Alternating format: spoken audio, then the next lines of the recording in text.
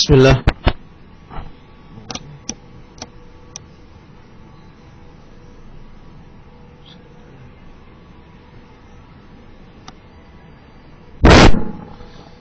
Bismillahirrahmanirrahim. Assalamualaikum warahmatullahi wabarakatuh. Innal hamdalillah nahmaduhu wa nasta'inuhu wa nastaghfiruh wa na'udzu billahi min shururi anfusina wa sayyiati a'malina. May yahdihillahu fala mudilla lahu wa may yudlil fala hadiya lahu. Asyhadu an la ilaha illallah وحده لا شريك له وأشهد أن محمدا عبده ورسوله صلى الله عليه وعلى آله وأصحابه ومن تبعهم بإحسان إلى يوم الدين وبعد.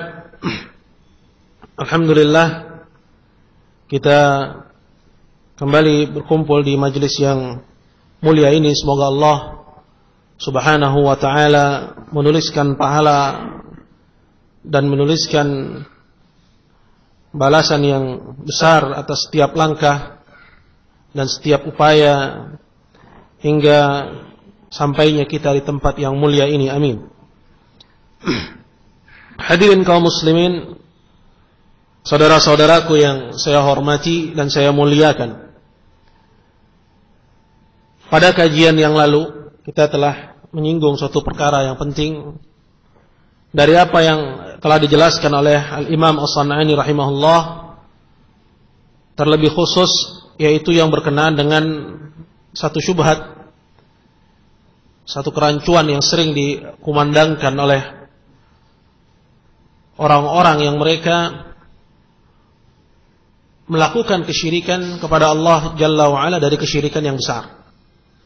Dan syubhat ini itu adalah hal yang berkaitan dengan al-jahal, berkaitan dengan kejahilan, yaitu mereka menganggap bahwa yang namanya kejahilan itu adalah sebagai penghalang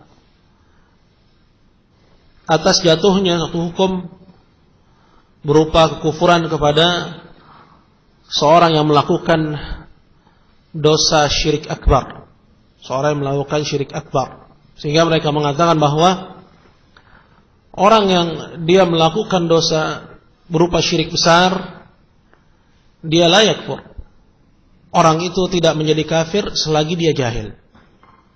Dia tidak menjadi kafir kalau dia jahil dan tidak mengetahui akan hal yang demikian. Dan telah dijelaskan oleh al-muallif, oleh penulis, satu dari sekian masalah seputar perkara ini. Dan tentunya ayyuhal ikhwah yang dimuliakan Allah, masalah ini adalah termasuk perkara yang penting, di mana hendaknya seorang itu dia mentahqiq, kemudian dia menyimpulkan dengan dasar penelitian yang baik, sehingga dia tidak terjatuh dan tidak tergelincir kepada dua bid'ah, yaitu yang pertama adalah tentunya kita mewaspadai bid'ah at-takfir, dalam artian seseorang terlalu bergampang-gampangan dalam mengkafirkan. Nah, kita juga tidak mengatakan bahwa at-takfir itu adalah suatu bid'ah dengan perkataan yang mutlak. Ini juga suatu kekeliruan, dan para ulama mengkritisi hal ini pada sebagian penulis-penulis kitab yang membahas tentang masalah ini. Karena takfir itu ada dalam Al-Quran. Jadi nggak boleh kita mengatakan takfir itu bid'ah. Nggak boleh. Kenapa? Karena takfir itu ada dalam Al-Quran dan ada juga dalam As-Sunnah, bahwa Allah Jalla wa'ala mengkafirkan orang-orang yang memang layak untuk dikafirkan. Karena terlalu antipati terhadap takfir ini salah. Ini kekeliruan. Dan sebagian penulis yang begitu menggebu-gebu dalam memerangi kesalahpahaman dalam takfir, mereka terseret kepada al-irja. Nah, ini pembahasannya. Maka hendaknya seorang berhati-hati dari dua bid'ah. Yang pertama adalah yang menjadi landasannya orang-orang Khawarij, terlalu menggampangkan dalam mengkafirkan kaum muslimin. Dan yang kedua yaitu bid'atul irja, di mana seorang tidak mau mengkafirkan orang-orang yang telah dikafirkan oleh Allah Azza wa Jalla. Nah, ini penting. Ya. Dan Al-Imam As-San'ani rahimahullahu taala, beliau mentakrir masalah ini pada uraiannya di pelajaran kita yang telah kita ambil di pekan yang lalu, di mana beliau mengatakan bahwa al-jahl, kejahilan itu enggak sama semuanya. Kata beliau, apabila orang yang melakukan dosa berupa syirik akbar di sini, itu dia tahu bahwa ini adalah penyimpangan, bahwa perbuatan ini adalah haram dalam Islam, tapi dia jahil. Jahil dalam artian bukan jahil kalau ini dilarang dalam Islam, bukan. Tapi kejahilannya adalah sebatas apa? Dia jahil bahwa ini mengkafirkan. Bisa dibedakan? Ya, dia tahu bahwa ini penyimpangan, ini haram, tapi dia nggak tahu kalau ini apabila dilakukan menjadikannya kafir. Jadi jahilnya dalam bentuk yang lebih spesifik, ikhwan. Paham ya? Nah, orang ini kata Al-Imam As-San'ani rahimahullah, dan dikuatkan juga oleh Syekh Abdul Aziz Ar-Rajihi di sini, dan beliau adalah seorang ulama al-kibar, beliau di Riyadh.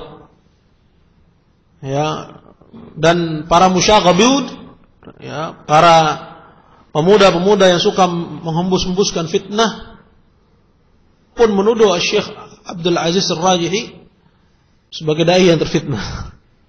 Inna lillahi wa inna ilaihi raji'un. Hanya karena bahwa yang berada di sekeliling beliau adalah orang-orang yang katanya juga tidak jelas. Ini musyaghabun di mana-mana, ya ikhwan. Ya. Dan yang demikian ini bukan hal yang aneh pada dakwah as-salafiyah yang dia menyuarakan al-haq, karena bagaimanapun yang dikhawatirkan oleh a'daul Islam adalah kembalinya kaum muslimin pada Islam yang sahih. Dan hal ini dikuatkan oleh Syekh Abdul Aziz Ar-Rajihi hafizahullah taala, bahwa orang yang dia jahil ya terhadap apakah syirik akbarnya itu, seperti misalnya menyembelih untuk selain Allah, dia tahu bahwa ini nggak boleh, bahwa ini haram, tapi dia nggak tahu kalau ini apa, mengkafirkan, orang itu kafir. Bisa dibedakan sini, ikhwan? Ya. Nah, bahwa orang tersebut kejahilannya ya dalam hal ini itu bukan uzur. Ya, ini pengklasifikasian yang pertama. Kemudian juga para ulama mereka mengklasifikasikan masalah al-jahl dengan pengklasifikasian yang lainnya, di mana mereka membedakan antara al-jahl, kejahilan, ya tidak tahu, yang mana itu dibangun di atas ya kelalaian, tidak tahu karena lalai. Ya, jahil karena lalai. Kelalaian di sini kembali kepada orang itu, dia jahil ya. Kamunya kenapa nggak belajar? Kamunya kenapa nggak cari tahu? Sedangkan sarana untuk mencari tahu itu ada. Sarana untuk mencari tahu itu ada, terpenuhi. Bahkan Syekh bin Baz rahimahullahu taala beliau mengatakan hampir tidak bisa dibayangkan di zaman sekarang ini ada orang yang belum sampai kepadanya dakwah Islam. Ya. Karena tidak ada satu belahan dunia pun di zaman derasnya arus teknologi seperti sekarang ini kecuali informasi tentang Islam itu sampai kepadanya. Nah, dan seorang yang dia telah sampai kepadanya Islam, yang wajib baginya untuk dia mencari tahu. Dan perkara akidah itu la yanfa'ut taqlid. Enggak boleh seorang taklid. Dia harus cari tahu. Nah, ini disayangkan salafiyun yang katanya mereka anti taklid. Ya, banyak dari mereka justru senangnya taklid aja. Gitu kan? Lebih senang dengan julukan-julukan ketimbang dia mengetahui kepada apa substansi-substansi. Kenapa orang disebut Khawarij? Dia nggak tahu apa pokok-pokok ajaran Khawarij. Pokoknya dia Khawarij aja. Sebaliknya gitu juga. Senang dengan lakop-lakop. Oh, dia disebut Murji'ah. Dia nggak tahu paham irja. Pokoknya dia membeo aja. Oh, dia Murji'ah. Semuanya kayak gitu. A'udzubillah. Karena yang paling penting dalam hal dan situasi yang ada di zaman sekarang ini adalah seorang berlepas dari semua paham yang menyimpang dengan dia belajar. Kemudian kalau memang dari penyimpangan tersebut harus dibangun padanya cinta dan benci juga tidak ala darajatin wahidah, tidak dalam satu derajat. Kita sudah bahas hal itu dalam pembahasan tentang al-wala wal bara.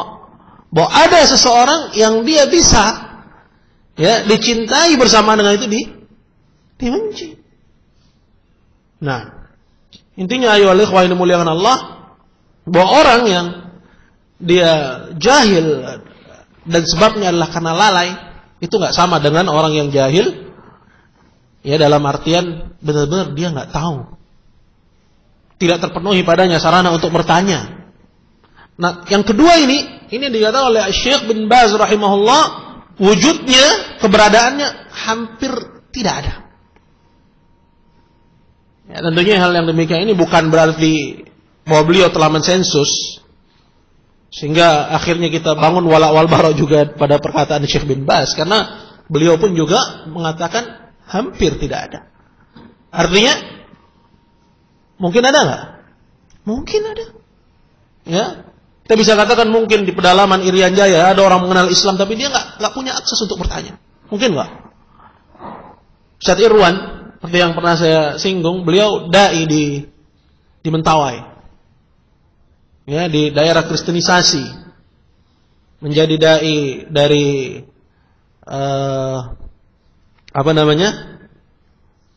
atas pendidikan Arab Saudi. Jazahumullahu khairan. Untuk ini bukan perkara yang mudah. Semoga Allah berikan kesabaran. Beliau menginformasikan kepada kita, di sana orang-orang yang sudah berislam, kita nggak bisa bilang kepada mereka, Ustaz, katanya. Dia cerita sama saya. Kita nggak bisa bilang pada mereka kalau babi itu haram. Jadi mereka Muslim, mereka makan babi. Karena kondisinya, karena ghalabatul jahal, karena merebaknya kejahilan, karena kurangnya duat ilallah subhanahu wa ta'ala. Perhatikan ikhwan, dalam perkara yang itu konteksnya adalah disebut oleh para ulama termasuk amrun ma'lumun minad din bid darurah. Perkara yang darurat diketahui ini bagian dari agama.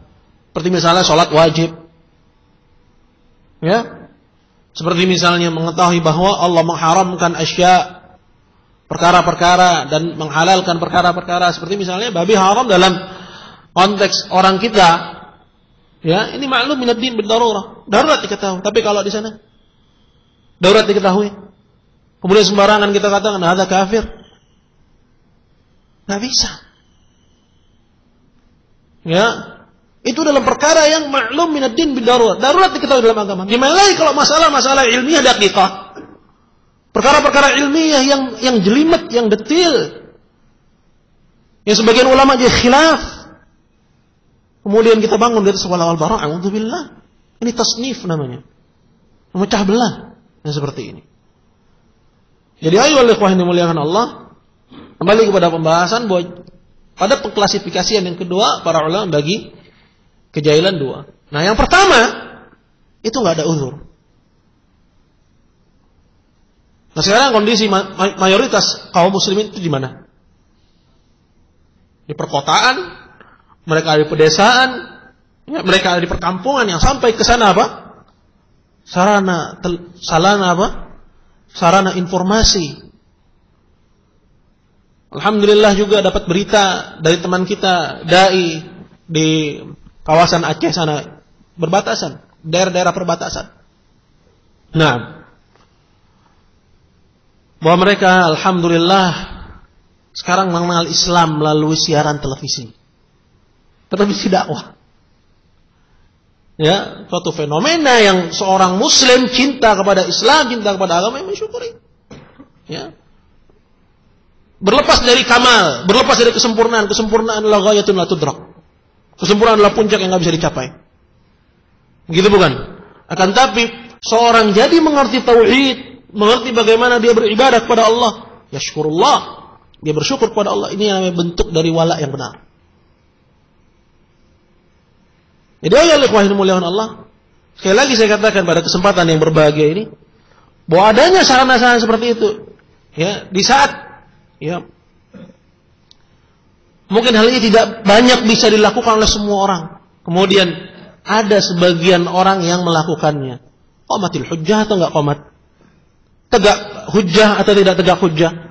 Ini sarana untuk penegakan hujjah. Wa yashkurullah ta'ala ala hadza. Maka dia bersyukur kepada Allah Subhanahu wa ta'ala atas apa yang Allah Azza wa Jalla ya mudahkan dari tegaknya hujjah. Paling tidak lepas bagian dari tanggung jawab seorang muslim. Lepas sebagian dari tanggung jawab seorang dai ilallah. Ya. Nah ini. Maka ayo ikhwah yang dimuliakan Allah, dalam kondisi yang seperti ini bisa kita katakan bahwa mereka jahil disebabkan karena ya tidak sampai kepada mereka informasi, atau mereka jahil disebabkan oleh karena lalai. Subhanallah, ternyata ada hubungannya ke dalam apa? Pembahasan masalah keimanan ini. Kalau tegak hujjah sampai kepada mereka radio, sampai kepada mereka dai ilallah di perbatasan, sampai kepada mereka informasi melalui televisi, yang enggak punya radio, lihat televisi misalnya. Datang ustaz-ustaz melalui siaran tersebut menegakkan hujjah, menyampaikan sunnah, menerangkan tentang perkara at-tauhid. Kemudian masih ada orang berkutat di atas kesyirikan, lantas dia enggak bertanya. Kemudian dia bilang, saya jahil ya Rabb. Nah ini kondisi yang pertama, ya, di mana kejahilannya dalam kondisi yang seperti itu disebabkan oleh karena apa? Kelalaian dia. Semoga ini bisa dipahami ikhwan poinnya ya. Nah,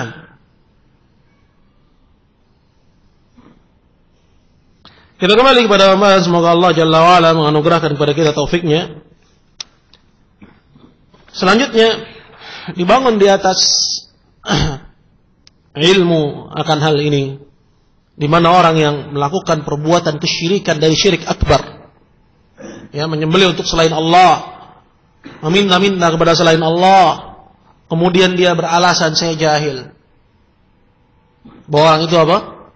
Al-Imam As-San'ani rahimahullah, beliau mengatakan, kata beliau, bahwa orang ini pada hakikatnya dia tidak paham al-Islam, maka orang ini pada dasarnya itu adalah kafiran kufran aslian.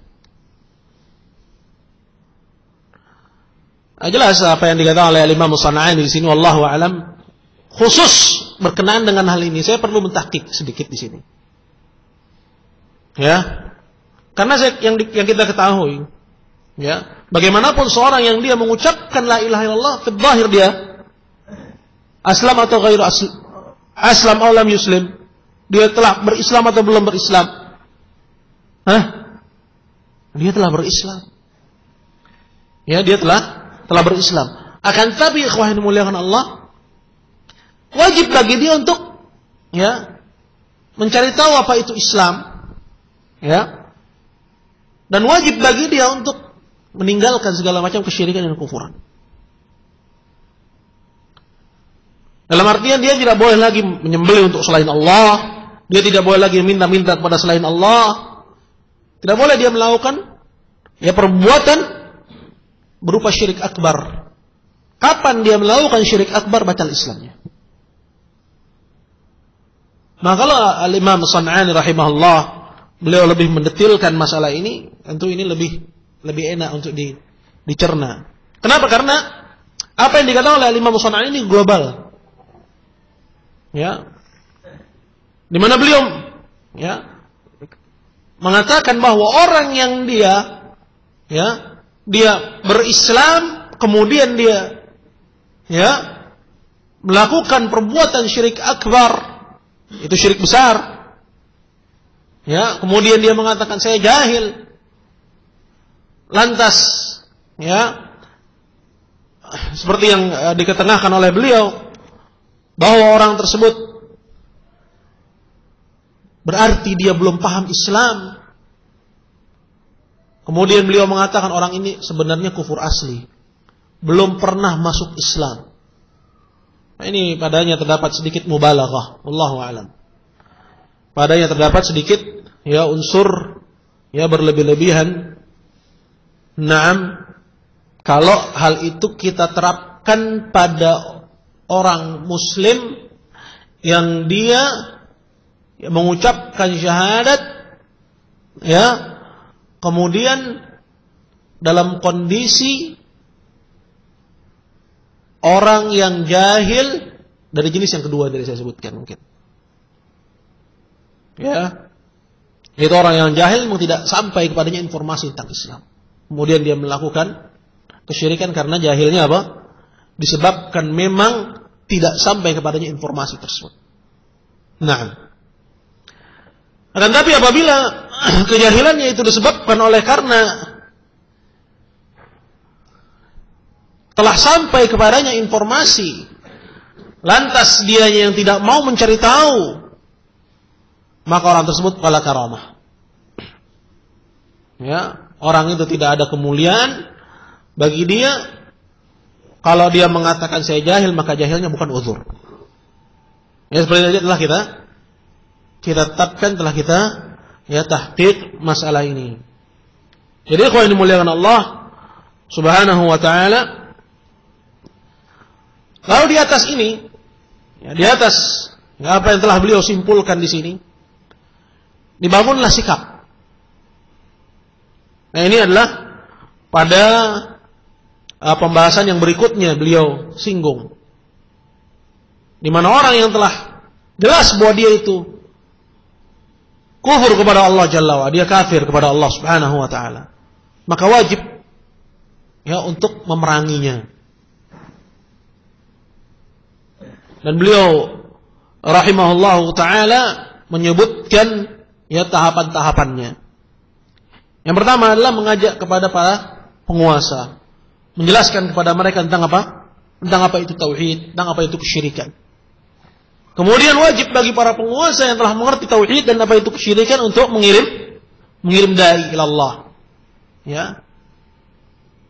ke negeri-negeri, menyebarkan tauhid, menjelaskan apa itu kesyirikan agar manusia berlepas dari kesyirikan, agar manusia meninggalkan syirik-syirik akbar, penyembahan pada berhala, penyembahan pada kuburan.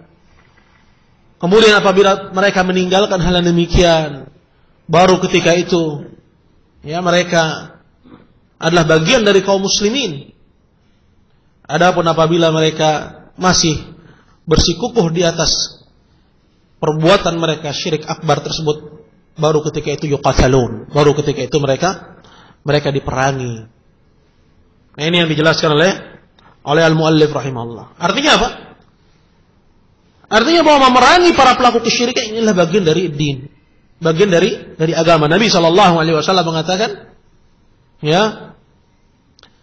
dalam sebuah, bahkan Allah Jalla wa Ala berfirman dalam Al-Qur'an, wa qatiluhum hatta la takuna fitnah wa yakuna ad-dinu kulluhu lillah. Dan perangilah mereka semua sampai tidak ada lagi kesyirikan dan agama itu semuanya hanyalah milik Allah Subhanahu wa taala. Nah, ini. Dan juga dalam hadis di mana Rasulullah sallallahu alaihi wasallam mengatakan, umirtu an uqatilan nasa hatta yashhadu an la ilaha illallah.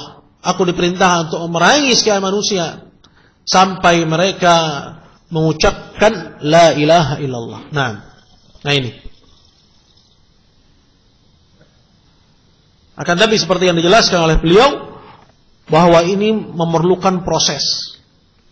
Dan setiap duat ilallah, begitu pula ahlus sunnah yang terlibat dalam dakwah, dan semua kita terlibat dalam dakwah, memiliki kewajiban yang ada di pundak mereka untuk turut serta dalam menyebarkan tauhid dan memerangi kesyirikan dalam porsi yang sesuai dengan keilmuan yang mereka miliki masing-masing. Tentunya kewajiban para ulama tidak sama dengan kewajiban para ad-du'at wa talabatul ilm. Begitu pula kewajiban mereka tidak sama dengan kewajiban al-awam. Maka yang wajib bagi mereka adalah menyampaikan apa yang mereka tahu dari agama Allah Azza wa Jalla yang wajib ini. Nah ini. Jadi wajib untuk memerangi para pelaku kesyirikan. Sampai kepada taraf akhirnya itu peperangan apa? Peperangan fisik. Tetapi ini melalui tahap-tahap tersebut. Melalui tahapan-tahapan tersebut. Adapun dalam kondisi kaum muslimin dhaif, lemah, ya. Begitu pula pemerintah kaum muslimin pun juga lemah, ya. Maka dalam kondisi yang seperti ini adalah yang wajib adalah menyebarkan dakwah, ya.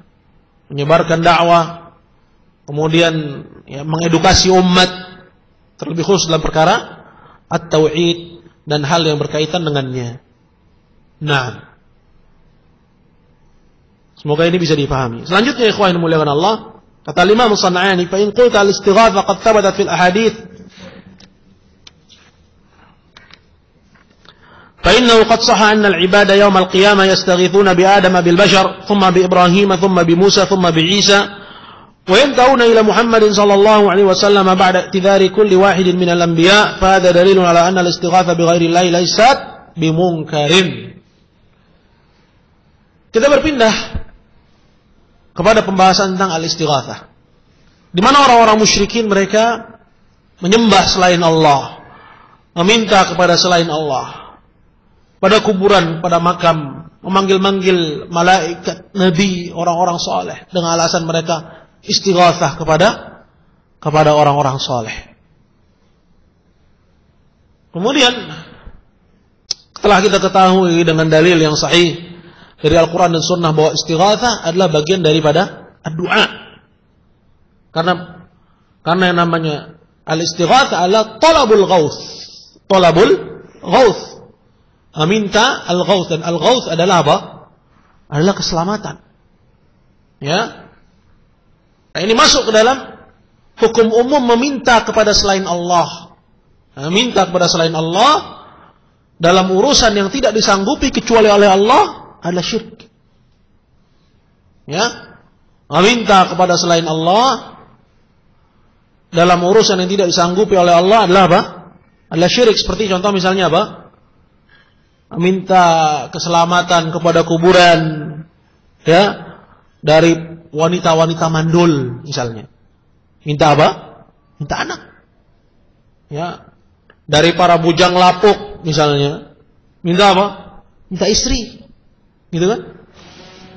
Datang ke makam, datang ke kuburan, ya, datang ke petilasan-petilasan, datang ke ya kuburan-kuburan tua, kuburan-kuburan kuno. Nah ini, meminta kepada selain Allah sesuatu yang tidak disanggupi kecuali oleh Allah. Tapi kalau meminta kepada selain Allah yang disanggupi oleh makhluk, boleh enggak? Boleh. Ya, Musa. Ya, seperti yang Allah Jalla wa Ala kisahkan dalam surat Al-Qasas. Ya, di mana ketika Musa masuk ke tengah-tengah kota dan dia dapati wajada fiha rajulaini yaqtatilani. Hadza min syi'ati wa hadza min aduwwih, fastaghathahu alladhi min syi'ati 'ala alladhi min aduwwih. Ya, Allah Azza wa Jalla mengisahkan.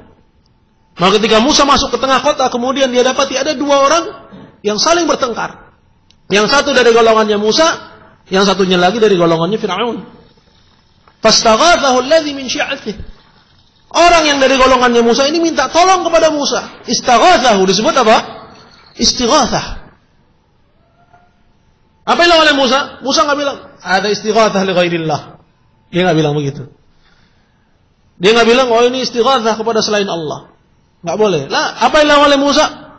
Ya, fawakazahu Musa, lalu Musa pun memukulnya, faqada alaihi, orang itu mati. Ya, intinya apa? Meminta ya pertolongan, isti'anah, meminta keselamatan, meminta perlindungan, itu syirik. Konteksnya apa?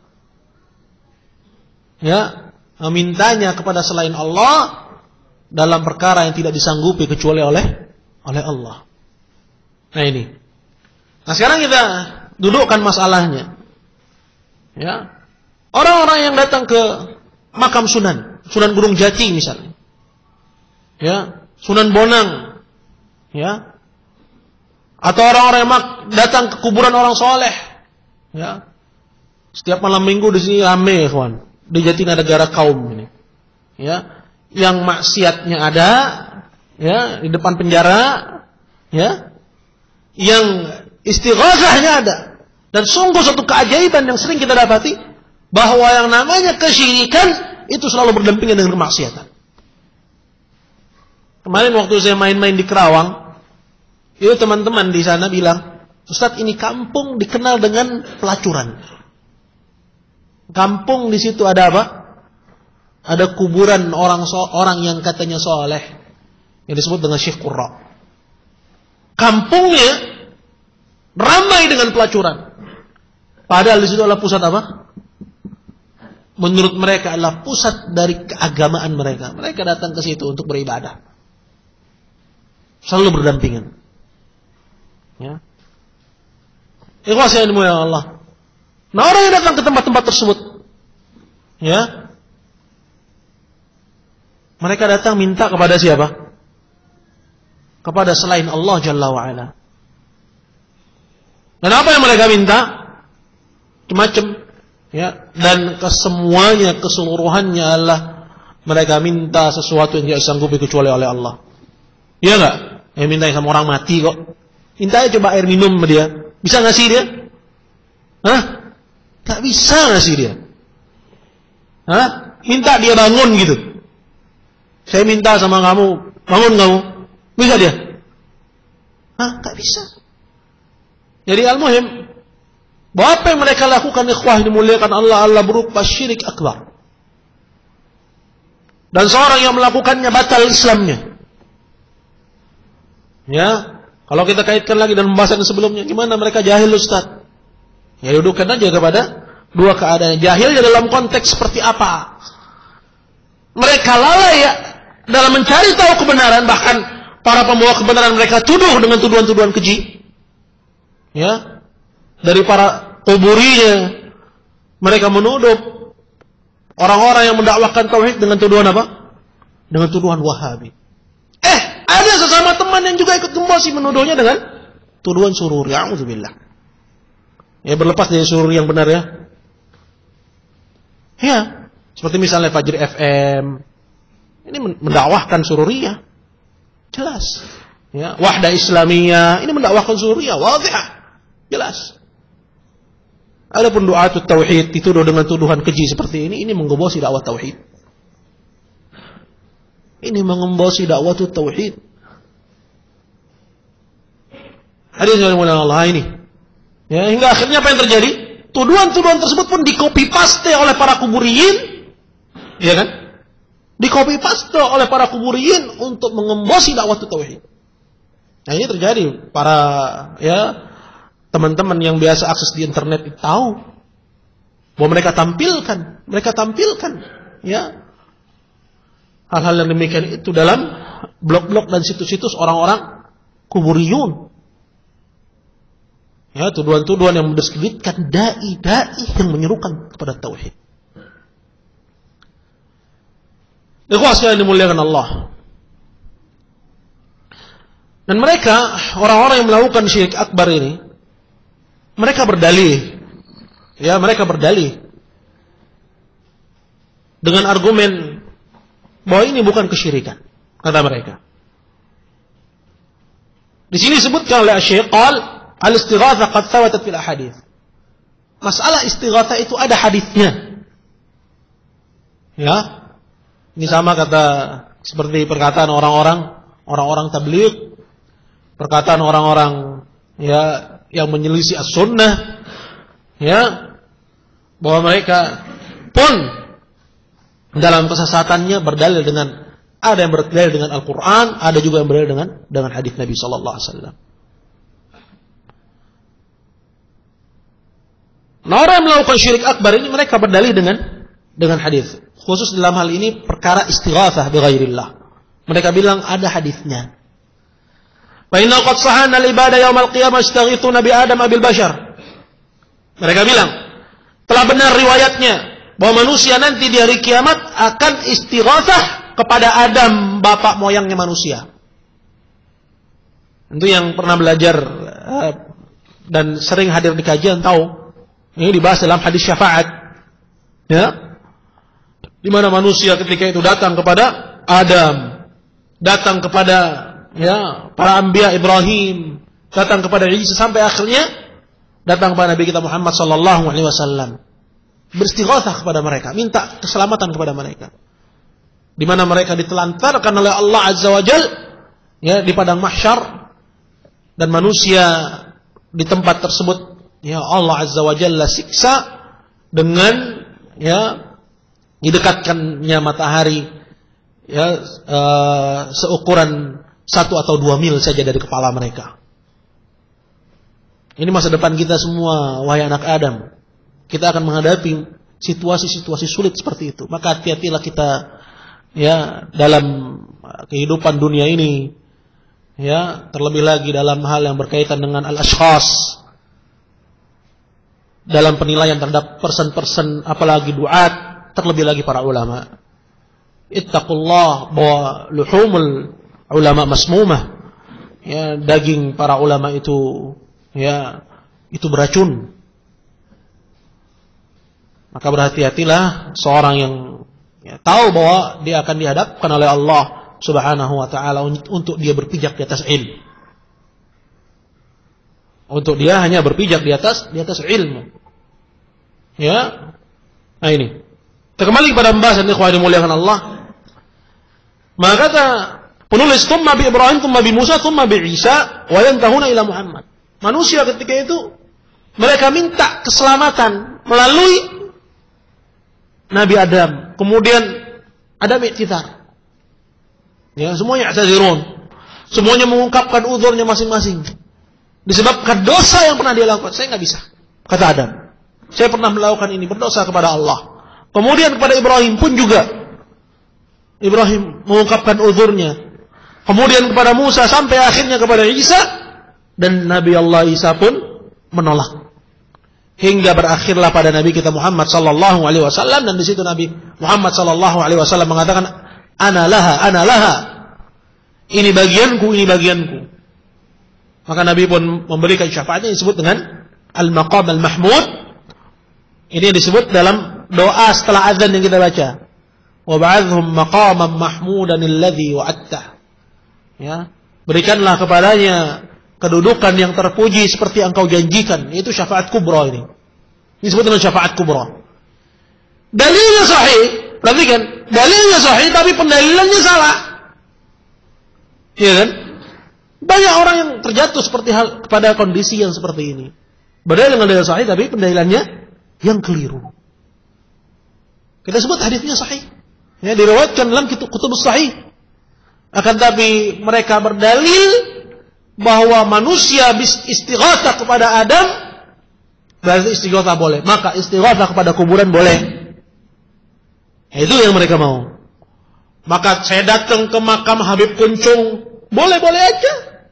Nggak ada yang salah. Saya minta-minta. Kenapa? Manusia minta sama Adam. Saya datang ke kuburan keramat di Cikini sana, di Kalipasir. Yang kemarin sempat ada galian PU, kemudian keluar air terus menerus darinya, kemudian orang-orang mandi minum begitu, katanya barokah. Jahil. Belum lagi yang minta-minta ke kuburannya Mbah Priok, yang padahal beritanya cuma terdampar, kemudian dibilang orang soleh, terdampar, kemudian langsung mati, dibikin kuburan, ditaruh Priok, kemudian dikatakan orang soleh, kemudian orang-orang sampai sekarang minta kepadanya, sampai yang namanya flyover itu harus belok hanya gara-gara kuburan. Na'udzubillah. Ainal uqul? Kemana akal-akal manusia? Ya. Padahal kalau pemerintah mau, pemerintah bisa. Untuk mengabaikan ya khuza'balat, ya, apa yang mereka yakini dari keyakinan kekufuran dan kesyirikan yang besar kepada Allah Subhanahu wa taala. Nah, Al-muhim ayyuhal ikhwan dimuliakan Allah, mereka berdalil dengan itu. Ya. Maka Imam As-San'ani mengatakan, "Qultu hadza talbis." Ini talbis. Talbis, penipuan. Naam. Ya. Fa innal istighatsata bil makhluqin al-ahya' fima yaqdiruna 'alaihi la yunkiruha ahad. Karena yang namanya minta keselamatan kepada makhluk hidup dan dia mampu dalam perkara yang dia mampu, ya, hal yang demikian ini nggak ada seorang pun yang mengingkarinya. Bahwa itu apa? Boleh nggak, Pak? Boleh nggak? Boleh. Ya. Minta pertolongan misalnya kepada tetangga, ya, nggak boleh kita bilang ini syirik. Itu minta tolong kepada selain Allah, syirik pelakunya, ya, kufur, keluar dari Islam, ini bahlul namanya.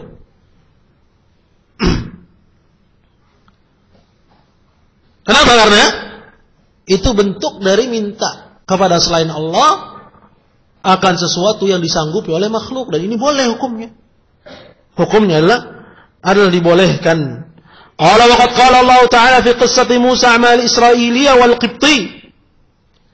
Dan Allah Ta'ala telah berfirman pada kisah Musa bersama seorang Israel dari bangsa Bani Israel dan satu lagi dari bangsa Qibti yang mereka bertikai seperti yang tadi saya telah kisahkan. Ya. Fastaghathahu alladhi min syi'atihi 'ala alladhi min 'aduwwihi. Maka si Qibti ini pun minta pertolongan, minta keselamatan, fastaghathahu, kepada Musa. Ya. 'Ala alladhi min 'aduwwihi, untuk melawan musuhnya mereka berdua. Siapa? Si Israel ini, dari kalangan Bani Israel ini. Fawakazahu Musa, maka Musa pun menghantam dia, faqadha alaih. Musa pun menghantam dia dan orang itu pun langsung mati. Qala hadza min amali syaitan. Kemudian Allah mengatakan, sungguhnya ini adalah perbuatan syaitan. Apa yang disebut dengan perbuatan syaitan? Jangan lagi ada orang bilang istighatsahnya, bukan. Mungkin enggak ada orang bilang, "Oh, ini Allah bilang itu perbuatan syaitan ya, Ustaz." Dia bilang, ya, apa? Ya, adalah perbuatan syaitan. Yang disebut dengan bahwa ini adalah perbuatan syaitan adalah apa? Membunuhnya.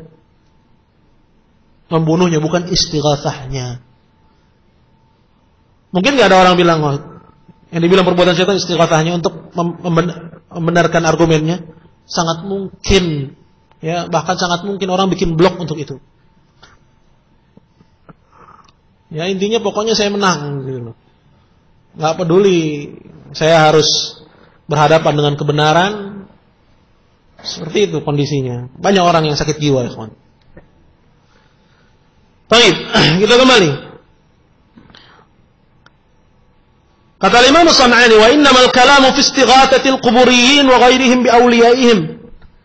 Tapi pembahasan kita, kata Imam As-San'ani, ini seputar, ya, orang-orang yang menyembah kubur dan yang semisal dengan mereka, bahwasanya mereka minta keselamatan kepada wali-wali mereka, kepada orang-orang yang dinobatkan sebagai wali, kepada orang yang mereka anggap sebagai orang soleh. Wa talabuhum minnhum umuran la yaqdiru 'alaiha illallah. Dan bahwasanya mereka minta kepada wali-wali tersebut, minta kepada orang-orang soleh tersebut hal-hal yang tidak disanggupi kecuali oleh Allah. Banyak orang lari dari konteks. Ya, banyak orang lari dari substansi. Ya. Dan karenanya akhirnya banyak orang yang tertipu hingga akhirnya mereka membela kesesatan, membela, ya, kemungkaran disebabkan oleh karena kejahilan. Dan ini bentuk pengalihan, ya ikhwan. Dan bentuk-bentuk yang seperti ini, ya, ini sudah ada semenjak zaman dahulu kala. Dan merupakan cara-cara al-musyrikin dalam, ya, upaya mereka melestarikan kesyirikan yang mereka lakukan untuk terus mendapatkan sokongan, dukungan. Di mana konteks pembicaraannya adalah meminta kepada selain Allah dari para wali atau semisalnya hal-hal yang tidak disanggupi kecuali oleh Allah. Lalu dia berdalil dengan hal yang lain, yaitu apa? Bolehnya meminta kepada makhluk perkara-perkara yang disanggupi oleh si makhluk. Kemudian dia bilang dengan bahasa global akan bolehnya istighatsah kepada selain Allah. Apa yang terjadi? Yang terjadi adalah permusuhan kepada ahli tauhid. Sehingga ahli tauhid pun dituduh sektarian. Ya. Sehingga ahli tauhid pun dituduh dengan kejahilan, mereka jahil terhadap dalil-dalil agama. Lihat. Ya. Padahal apa yang terjadi hakikatnya adalah pemutarbalikan fakta. Ini disebut oleh Nabi kita sallallahu alaihi wasallam, ya'ti 'alaikum zamanun, akan datang kepada kalian satu zaman, hiya sanawatun khadda'ah, tahun-tahun yang penuh dengan penipuan, yuqaddamu fihal as-sadiq wa yusaddaqu fihal kadhib, orang yang benar didustakan, orang yang dusta dibenarkan. Ya. Fa inna lillahi wa inna ilaihi raji'un. Wa yantiqu fiha ar-ruwaybidah. Pada masa itu akan berbicara para ruwaybidah. Sahabat bertanya, siapa mereka ya Rasulullah? At-tafih, ya, atau as-safih, orang bodoh yang mereka berbicara dalam perkara-perkara besar. Nah, mari kita sambung ikhwan muliaan Allah. Maka konteksnya kata Imam San'ani itu adalah tentang, ya, para kuburiyin dan selain mereka yang meminta keselamatan, minta pertolongan kepada selain Allah dalam hal-hal yang tidak disanggupi kecuali oleh Allah. Min afiyatil marid, kata beliau. Seperti misalnya meminta kesembuhan dari orang sakit dan contoh lainnya. Ya. Seperti misalnya apa lagi? Minta harta, ya, minta kaya. Ya kan? Pesugihan, datang ke Gunung Kawi, ya, bawa kepala kebo, ya, bawa ayam hitam, ayam cemani, ya, kemudian disembelih di sana, minta kepada jin. Orang-orang kuburin masih ahsan minhum, masih lebih baik daripada mereka, mintanya sama orang soleh. Tapi ini minta kepada jin, ya, minta kepada batu. Innalillah. Meskipun kedua-duanya adalah kesyirikan yang besar kepada Allah Subhanahu wa taala. Dan kekufuran adalah millatun wahidah. Kekufuran adalah satu agama. Artinya semuanya kafir. Apakah yang diminta adalah matahari? Ataukah yang diminta itu adalah bulan? Ataukah yang diminta itu adalah patung, batu, ya, batu akik? Ya, ada minta sama batu giok. Ya. Ya. Atau yang diminta itu orang soleh. Ini disebutkan oleh Syekh Muhammad bin Abdul Wahhab rahimahullah dalam kitabnya apa? Coba ingat, Qawaidul Arba'. Ya. Bahwa mereka semuanya sama. Faqatalahumun Nabi sallallahu alaihi wasallam jami'an wa lam yufarriq bainahum. Nabi memerangi mereka semua, Nabi enggak milah-milih antara mereka. Oh, kalau yang beribadah kepada orang soleh enggak diperangi. Yang diperangi hanya yang ibadahnya kepada batu. La, semuanya adalah satu agama, la kufuran kepada Allah Subhanahu wa ta'ala. Kemudian kata beliau, bal ajab min hadha anna al-quburiyyin wa ghairihim min al-ahya min atba'i man ya'taqiduna fihi yaj'aluna lahu hissatan min al-waladi in 'ash. Bahkan lebih ajaib daripada hal ini. Ya, di mana beliau di awal mengatakan minta-minta kepada orang soleh, kepada wali, kepada kuburan, kepada makam. Ada yang lebih ajaib dari hal ini, kata beliau. Ini beliau mengisahkan tentang apa yang beliau saksikan di Yaman sana. di masa-masa hidup beliau, ya, pada abad ke-12 Hijriyah, dan terulang lagi sepanjang zaman sampai dengan masa kita sekarang ini. Apa yang beliau ceritakan? Kata beliau, bahwasanya ada orang-orang dari para penyembah kubur, ya,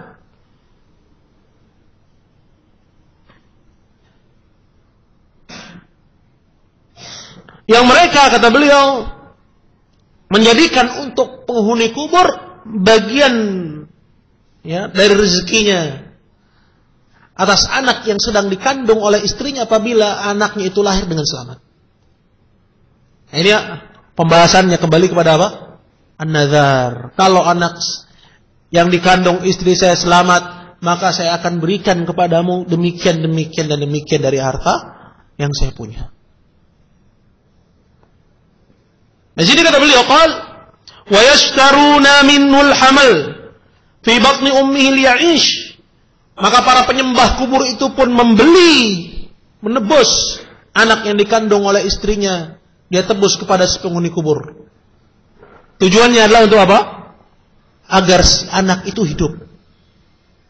Agar si anak itu tetap hidup. Wa yatuna bimunkaratin ma balagha ilaiha al-musyrikuna al-awwalun. Mereka bahkan melakukan kemungkaran-kemungkaran yang dahsyat yang orang-orang musyrikin pertama itu nggak sampai hati melakukannya, ikhwan. Nggak sampai hati melakukannya. Ya? Lihat apa yang dilakukan oleh, ya, para penyembah kubur. Orang-orang yang biasa, ya, melakoni ritual peribadahan kepada selain Allah. Bahkan mereka nggak hanya menyembah kepada orang soleh, mereka nyembah sapi.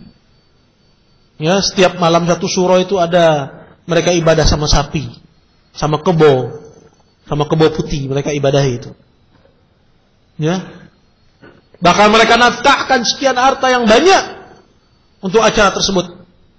Nasi tumpeng sekian liter, begitupun juga buah-buahan yang luar biasa banyak, sembelihan-sembelihan diberikan di situ dalam acara tersebut. Nah, ini ikhwan Allah, kalau kita mau data luar biasa banyak sekali kesyirikan di negeri kita. Nah, dan kalau kesyirikan itu adalah berupa virus yang merusak oksigen kita ini sebenarnya udah nggak bisa napas nih, ikhwan. Ya, sesungguhnya kita ini nggak bisa napas. Di saking banyaknya kesyirikan dan macam-macam kesyirikan yang menyergap setiap kehidupan masyarakat kaum muslimin negeri kita. Fa inna lillahi wa inna raji'un. Dan kalaupun media itu menyuarakannya, mereka menyuarakannya justru bukan dalam rangka mengingkarinya, melainkan dalam rangka apa?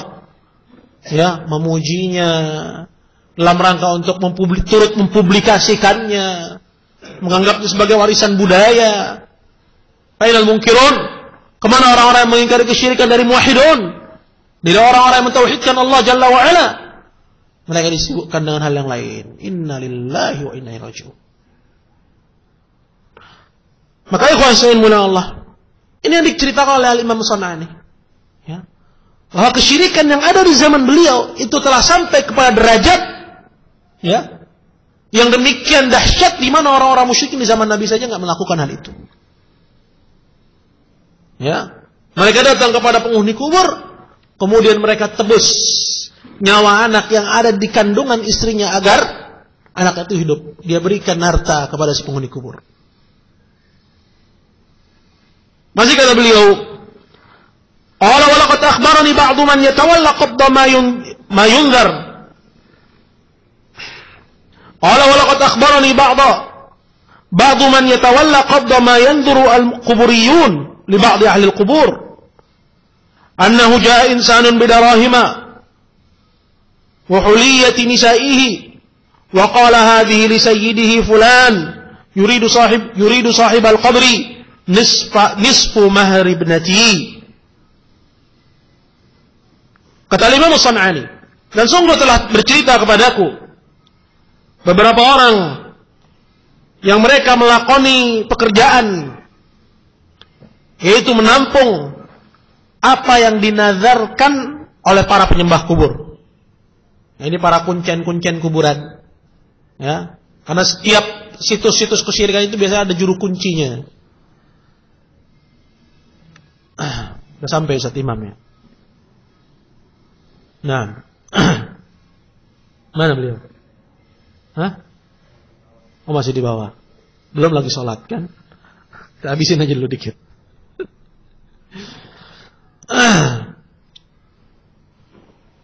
Kata beliau, orang-orang ini bercerita kepadaku, annahu jaa insanun bidarahima wa huliyati nisa'i. Ada orang-orang yang datang ya, ke penghuni ya, ke kuburan-kuburan orang-orang soleh ya, ke situs-situs yang diibadahi selain Allah, dari makam-makam yang dikeramatkan tersebut. Mereka datang dengan membawa dirham-dirham, kalau di kita rupiah-rupiah dan dolar ya. Dan mereka juga membawa perhiasan istri-istrinya. Dan dia berkata, hadhi li sayyidi fulan yuridu sahibal qabr. Ini saya berikan untuk si penghuni kubur, untuk kiai fulan ya, untuk mbah fulan, untuk kuburan Habib fulan. Lihat, mirip dengan apa yang dilakukan oleh orang-orang musyrikin sekarang, kawan. Ya. Kemarin saya ngelongok gitu kan, di kerangkengnya kuburannya Syekhul Qurra itu, saya lihat banyak duit dalam. Ya, orang naruh duit gitu loh. Mirip dengan orang-orang Syiah. Inna lillahi wa inna ilaihi raji'un. Dia bilang, hadhi li sayyidi fulan yuridu sahibal qabr. Ini untuk tuan fulan, maksudnya adalah si penghuni kubur. Nisfa mahri binati, aku berikan setengah dari mahar anakku. Lianni zawajtuha wa kuntu mallaktu nisfa fulan, karena aku menikahkannya dan dahulu aku yang menjadikan setengah maharnya itu untuk si fulan, untuk si penghuni kubur. Artinya dia nazarkan itu untuk la lillah, bukan karena Allah Jalla wa ala, melainkan untuk penghuni kubur yang dia ibadahi selain Allah Subhanahu wa ta'ala. Kata beliau, qala wa hadhihi an-nudhur bil amwal wa ja'alu qistan lil qabri kama yaj'aluna shay'an min az-zar' yusammunahu talaman fi ba'd al-jihad al-yamaniyah wa hadha shay'un ma balagha ilayhi ubadul asnam. Nazar dengan memberikan nazar berupa harta yang seperti ini, dan menjadikan sebagian dari harta untuk penghuni kubur. Ya. Seperti yang dilakukan oleh sebagian manusia, menjadikan sebagian hasil bumi ya untuk penghuni kubur yang disebut dengan talaman. Ya, pada sebagian provinsi-provinsi yang ada di Yaman, kama yaj'aluna syai'an min az-zar'. Sebagaimana sebagian orang-orang di Yaman dulu, mereka menjadikan sebagian dari hasil buminya dijadikan untuk selain Allah Jalla wa ala. Ada orang seperti ini di zaman kita, kawan? Ada. Ya, bukan hanya orang Islam, orang non-Muslim. Kemudian diambil ajaran itu orang-orang Islam. Kemudian dia berikan ini untuk Dewi Sri. Ya. Atau ya, RT berapa Dewi Sri, kawan? Ya, kalau Dewi Sri ya orang hidup gitu kan, janda yang perlu dibantu ya boleh gitu. Tapi kalau Dewi Sri ini jin, dedemit, ya kemudian dianggap sebagai dewi kehidupan, ada kufrun. Ini adalah kekufuran kepada Allah Subhanahu wa ta'ala, dan memberikan persembahan kepada selain Allah Azza wa Jalla, ya, dengan mengeluarkan sebagian dari hasil bumi, ini syirik, kesyirikan kepada Allah. Di Yaman disebut dengan talaman. Wa hadza syai'un ma balagha ilaihi ubadul asnam. Perbuatan seperti ini enggak sampai para penyembah berhala di zaman Nabi itu mereka melakukannya. Tapi dilakukan oleh orang-orang musyrikin di zaman sekarang. Inna lillahi wa inna ilaihi raji'un. Jadi insyaallah taala kita akan sambung kajian kita biidznillah pada pertemuan yang akan datang, dan saya cukupkan, dan kurang lebihnya saya mohon maaf. Wal ilmu indallah. Subhanakallahumma wa bihamdika asyhadu an la ilaha illa anta astaghfiruka wa atubu ilaik. Wa jazakumullahu khairan. Assalamualaikum warahmatullahi